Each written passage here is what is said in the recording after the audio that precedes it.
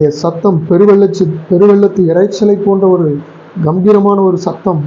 அவருடைய தோற்றம் கம்பீரமான, அழகு நிறைந்த, மென்மையான ஒரு முக அமைப்பு. அவருடைய அமைப்பு 10,000 பேர்களில் சிறந்தவர்.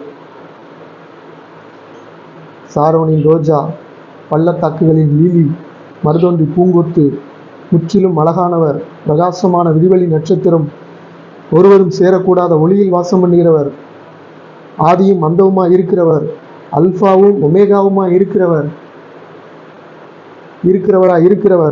வரப்போகிறவர், நியாயாதிபதியாய் சிங்காசனத்தின் மேல், வெள்ளாய் சிங்காசனத்தின் மேல் உட்காரப் போகிறவர்.